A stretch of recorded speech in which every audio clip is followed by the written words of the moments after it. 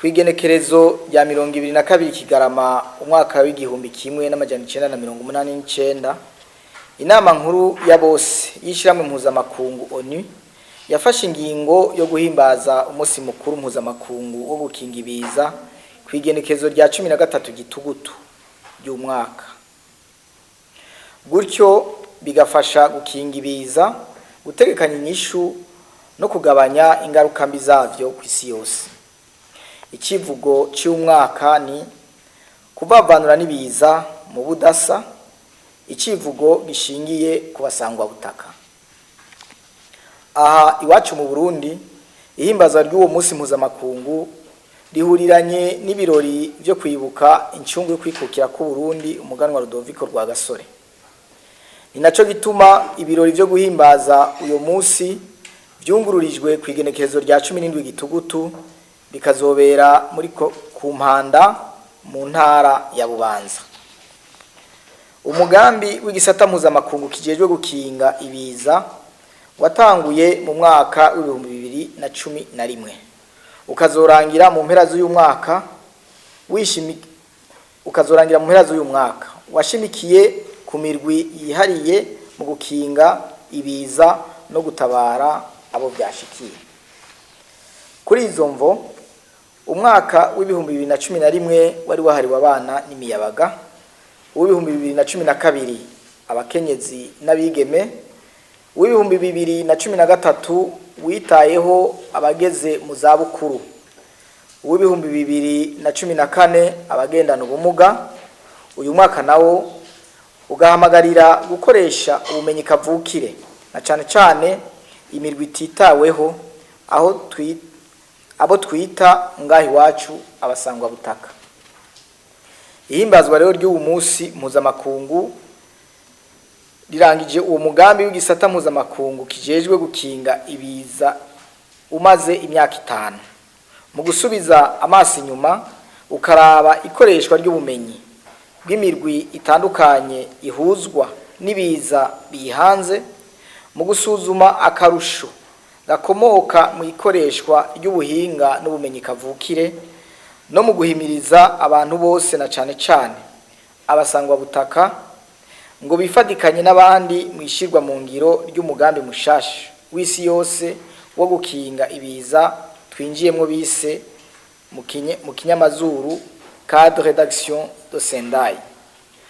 Uva mu mwaka w'2015 ukazorangira mu mwaka w'2030.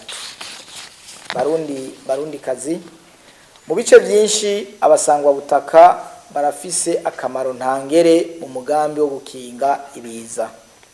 Nkako abantu baharugwa mu miliyoni 370 kw'isi biyitirira uwo murwi, bakaba ku bice 24 kwijana by'isi, kandi ku ndimi ibihumbi 7 zivurwa ku isi bakoreshamwo indimi ibihumbi 4.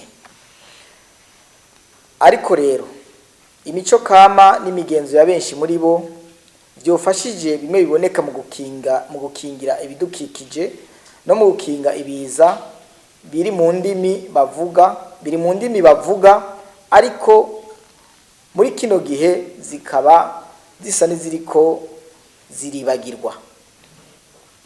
Ntawo kekeranya rero ko kumenya ubuhinga bwo kumenyesha ikiza imbere y'igihe, guhanahana ubumenyi n'ubuhinga bwo gukinga ibiza kuva ku bakera gushika ku bazovuka, bifadikanije n'ubuhinga bwa none bifasha gukinga ibiza no kugabanya ingaruka mbi zavyo.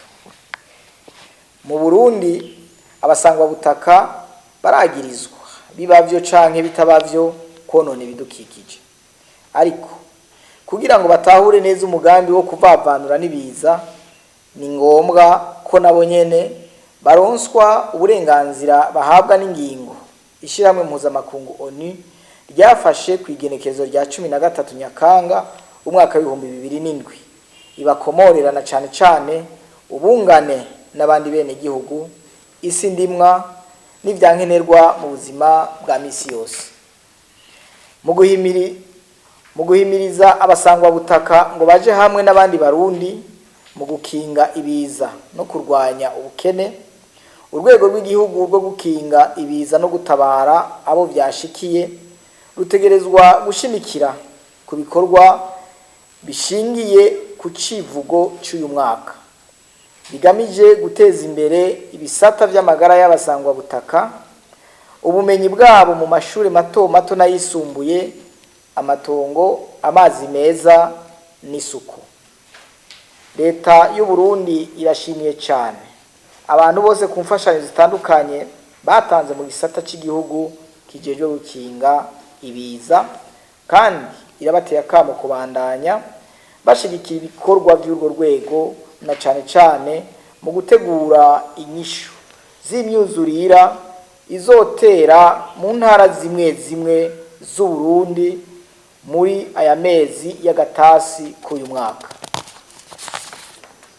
Tuboneyeho akaryo ko gukengurukira amashirahamwe atandukanye yateye intege leta y'u Burundi mu guterera agacumu k'ubumwe mu nteguro y'urubanza rwo guhimbaza umunsi mukuru mpuzamakungu wahariwe gukinga ibiza.